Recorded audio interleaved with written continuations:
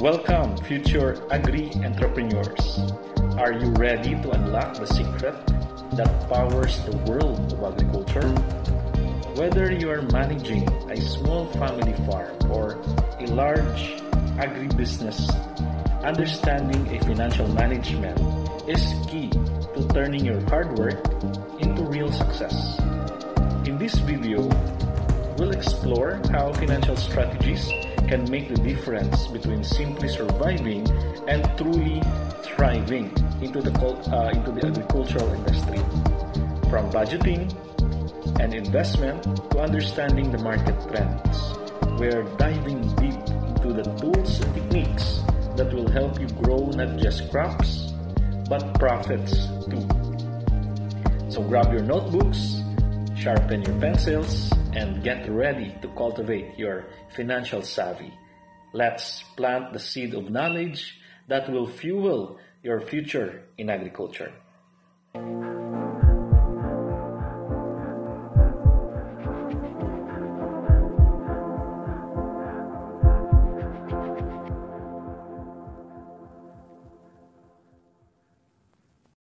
My warm greetings to everyone, and welcome to this lecture presentation about Introduction to Financial Management in Agriculture. My name is Michael Victor Gonzalez from West Visayas State University, College of Agriculture and Forestry. So let's begin our lecture proper. So, what is financial management? This involves planning, organizing, directing, and controlling the financial activities of an organization. So here's the key components. First, the financial planning. Setting a long-term or short-term financial goals for the enterprise. And then follows by our budgeting. Creating a what we call detailed plan. So this plan outlines where the funds will be spent or allocated, and then how income will be generated. Then followed by our financial control. So monitoring where your money goes and managing the financial resources of the enterprise to ensure that the operation of the business is moving towards its financial goals. So here are the importance of financial management in agri-based enterprises.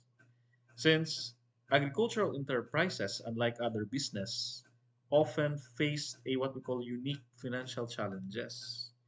First, because of its seasonality of the agricultural commodities. And also, there is a factor of dependence on weather. The rain, the amount of the sunlight that requires for unique crops that are being propagated by an agri-based enterprise, and also the fluctuating market prices due to the demand and supply in the market.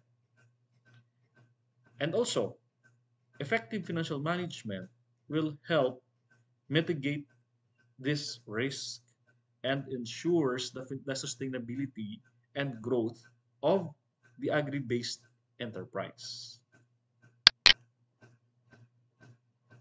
So example here is the Mond Nissan Corporation.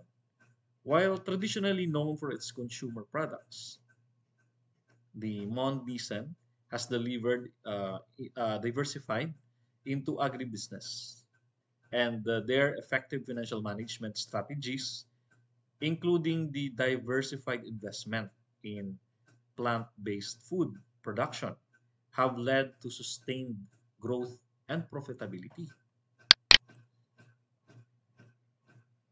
Another example, the Olam International in Singapore. Olam is a global agribusiness with operations in 70 countries. So their financial management strategies focused on risk management and sustainability, allowing them to remain profitable despite the what we call volatility in global agricultural markets. It shows that with good financial management, even in the high risk enterprise like agribusiness, can still maintain a profitability position of an enterprise. So here is the significance of financial management in agriculture. First, ensuring sustainability and profitability. Sustainability in agriculture means and uh, maintaining this long-term productivity of the resources while meeting the present needs. And by having this sustainability will be converted into profitability that ensures that your agribusiness remains viable and can still continue to operate and even to expand your operation. So, followed by our strategic decision making. The financial management provides a what we call framework for making informed decisions that can lead to better resource allocation, reduced waste, and improve profitability. So all of this is in the foundation of your strategic decision making.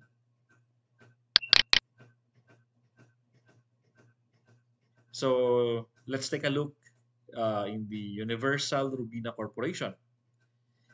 So the URC, Agribusiness Division, they focuses on sugar, flour, and animal feeds. So their strategic financial management has allowed them to expand and remain competitive in both local and international markets. So they were able to expand because they have a very good strategic financial management. And also the Wilmar International from Singapore, one of Asia's leading agribusiness groups. Wilmar uses advanced financial management strategies to optimize their operations across the value chain and from plantations to processing and even to distribution. They have this a solid financial management strategies that they can be able to manage a very huge resources effectively and efficiently. So let's talk about the economic trends and challenges in Philippines and in Asian agriculture. So in our current economic trends, first we need to take a look the globalization. So there is a increasing integration of what we call global markets affects our agricultural pricing and trading. And then followed by our technological advancements. Adoption of new technologies like precision farming and biotechnology influences the productivity and cost efficiency. And then followed by our sustainability trends. Growing demand for sustainable and organic products is shaping our market nowadays.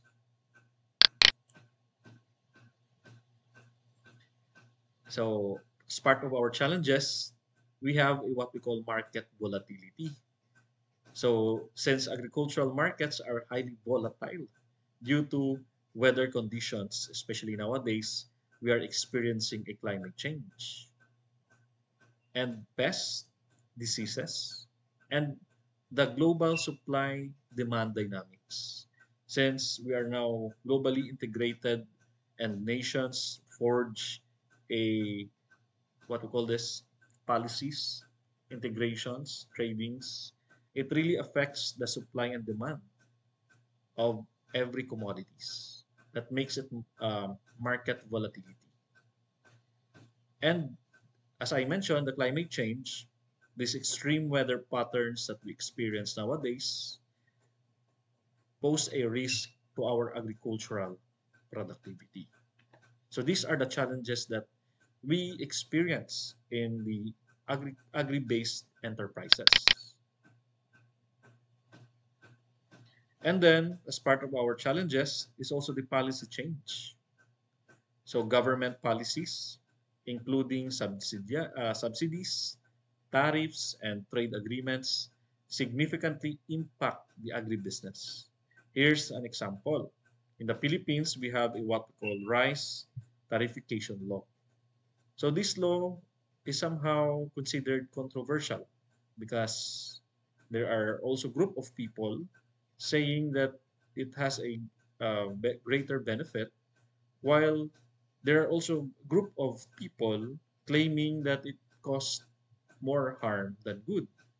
So this law replaced the quantitative restrictions on rice imports with a what we call tariffs. So these tariffs aim to stabilize our rice supply and prices. So it always goes back to the principle of law of demand and supply. However, it had mixed effects, benefiting consumers but challenging our local farmers. Okay, so let's proceed to India's agricultural policy reform. Recent policy changes aimed at liberalizing the agricultural sector have sparked significant debates in India.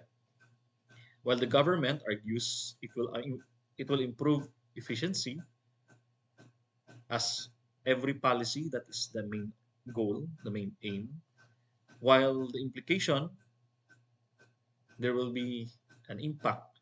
And here, many farmers fear it may lead to exploitation by large corporations. So these are some of the policy changes that we are experiencing, not only in the Philippines, but throughout the world.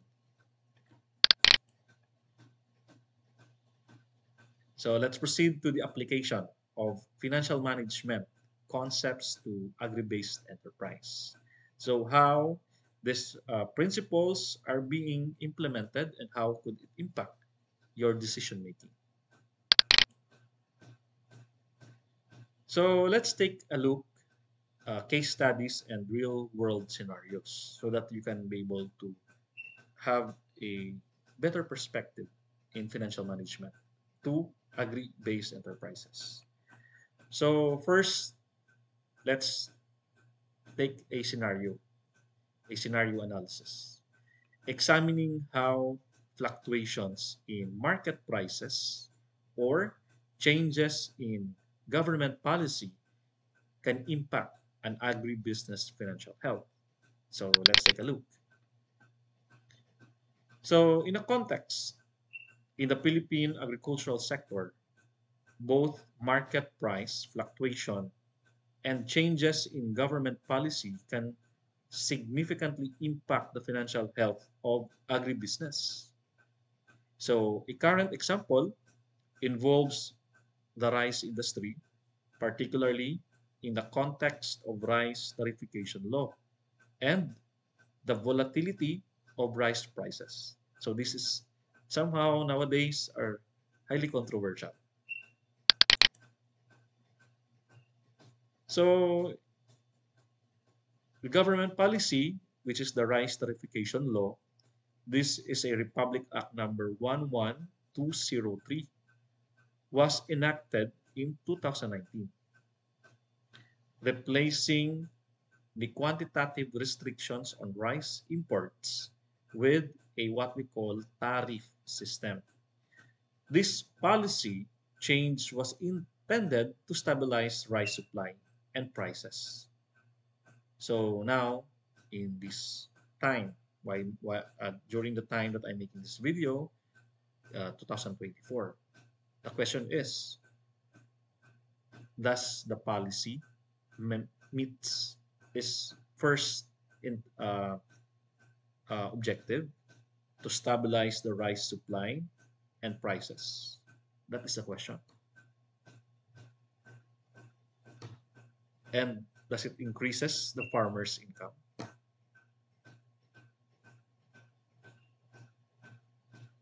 So fund agricultural modernization. So here's the scenario.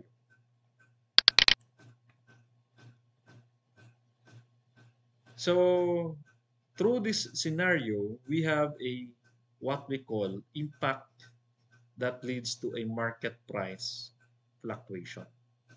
Since the enactment of the rice tariffication law, that is way back 2019, rice prices have experienced a what we call significant fluctuations. The influx of cheaper imported rice has driven down domestic rice prices, affecting the local farmers and traders. So when the price goes down, it also the income of that industry, of that group of people who are affected by this policy. And there are studies that are supporting this uh, this claim